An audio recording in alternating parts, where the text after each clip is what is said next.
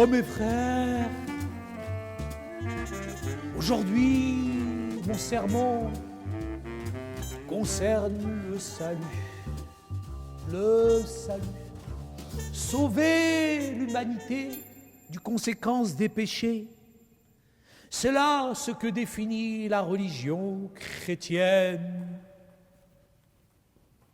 Le salut aujourd'hui est d'une plus grande importance pour notre belle et grande Église qui est remplie. Mais à qui tu parles, Saïd? Il n'y a personne dans l'église, il y a une seule personne qui est assise devant. Et d'ailleurs, elle a l'air de s'ennuyer. Mais c'est Malek. Ben oui, mais le pauvre, il t'écoute parler tout doucement comme ça, mais un peu d'énergie dans ton message. Ouais, en plus, c'est Mais le seul. Il est venu avec nous en plus. Il est tous. Mais il n'y a plus Il n'y a personne. personne, ça fait 1 heure que le service il est terminé. Maman, Réveille-toi. mais qu'est-ce que je peux faire pour remplir cette église? Mais en tous les cas, c'est pas en prêchant J'ai comme tu le tout fais. Hein. prêché, j'ai fait tous les sermons. Quelle catastrophe. Écoute, je ne crois pas que le salut de Dieu, il s'obtient de la manière dont tu l'as annoncé de toute façon. Le salut de Dieu, c'est quelque chose qui s'obtient avec plus de puissance, avec plus de compétence. Allez, D'ailleurs, vas-y, souvent, mets la puissance. D'ailleurs, souvent, les autres, Montre-nous. ceux qui ne croient pas en Jésus, ils pensent que le salut s'obtient par les œuvres. Mais nous qui sommes chrétiens, on sait que le salut, on l'a parce qu'on a cru en Jésus-Christ. Oui, en plus, seule la religion chrétienne apporte un tel salut. Aucune autre religion dans le monde n'apporte le salut comme la Bible. La Bible est le salut. Elle donne la liberté, elle donne l'émancipation. C'est elle qui secourt, c'est elle qui libère. Romains 6, 23, le salaire du péché, C'est la mort. Mais le don gratuit de Dieu, c'est la vie éternelle. Et d'un point de vue spirituel, nous avons été sauvés des conséquences du péché. Et notre foi, elle est différente des autres. Pourquoi? Parce qu'on ne parle pas du salut de la même manière, finalement.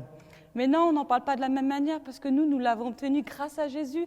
Et j'ai plus besoin d'accomplir mes œuvres comme je le faisais dans le passé. J'ai plus besoin de prier 5 fois par jour. J'ai plus besoin d'accomplir de bonnes œuvres pour le salut.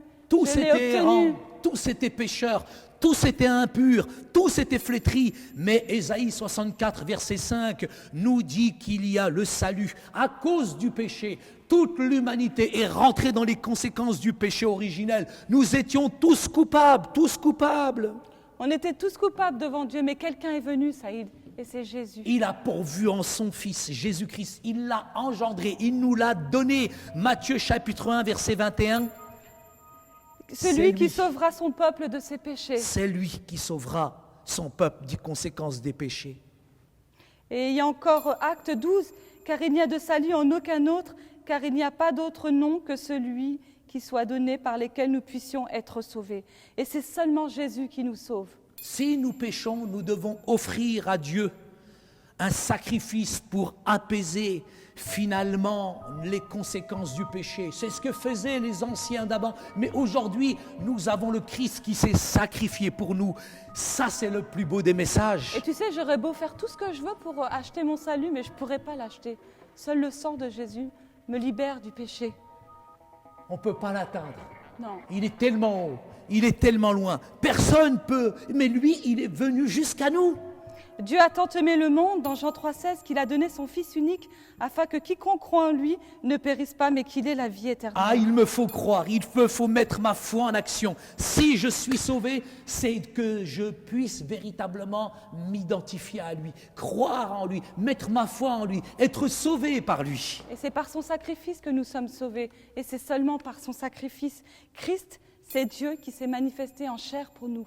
Et il nous a donné la vie, Saïd, la vie éternelle. Et c'est ça le salut, c'est que nous ne sommes plus seuls. On a hérité de la nature pécheresse d'Adam et Ève, mais aujourd'hui, on est une nouvelle créature. On n'est plus coupable du péché.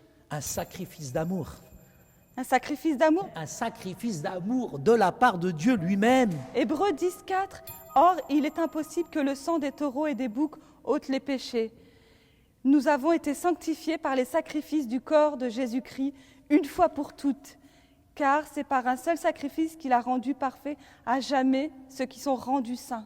Tu te rends compte, ça, il nous a rendus saints. Mais qu'est-ce que nous apporte encore ce sacrifice? Qu'est-ce qu'il nous apporte? il nous apporte beaucoup de choses. Nous avons la rédemption par son sang. Dans Éphésiens 1,7, nous avons la rédemption par son sang, le pardon de nos péchés. On est pardonné. Aujourd'hui, on peut se présenter devant C'est Dieu. le sang du Christ qui nous purifie. C'est le sang du Christ qui nous enlève toute cette injustice.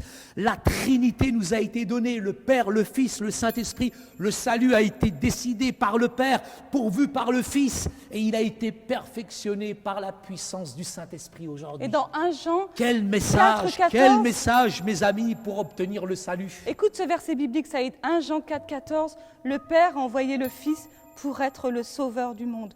Finalement, le salut, c'est un don gratuit de Dieu. Et il a été réalisé par Jésus. Absolument. Et on doit le recevoir en tant que croyant, ce salut. Parce qu'il nous apporte la vie éternelle. Il y a aussi Acte 20, 21, la repentance envers Dieu. Des fois, on part. Mais oui, on va pas... d'accord. Attends, Fares, je suis en train de lire un texte biblique. Allez, on y va. Mais il y a la Mais on est en train de repentance. parler du salut, écoute, toi, ça, viens Fares, ici. écoute la Est-ce- repentance. Mais Est-ce que tu es toi, sauvé? t'es sauvé déjà? Il y a Est-ce la que tu as repentance accepté Jésus? envers Il faut Dieu que tu et te la foi repentes. T'as envers faim, notre t'as faim. Seigneur Jésus-Christ. Vas-y, Le pardon des péchés, Fares. La justification. C'est tout ce dont nous avons parlé aujourd'hui. La repentance. La le pardon des repentance, péchés, Fares, c'est un la changement radical justification, qui change Fares. les pensées. Tu penseras plus à manger, tu vas penser à Dieu Faut lire la directement. parole de Dieu. La parole de Dieu, elle va te nourrir. Oui, le salut nous sauve non seulement de la colère de Dieu, mais nous donne de retrouver une véritable relation avec le Christ. C'est ça, Ça, c'est le processus de la foi qui nous sauve et qui nous amène au pardon, à la repentance, à la justification que Dieu a opéré en nous. Il y avait un vide entre nous et Dieu, mais Dieu l'a comblé par son amour et par sa grâce. Et c'est pour ça que nous avons été sauvés.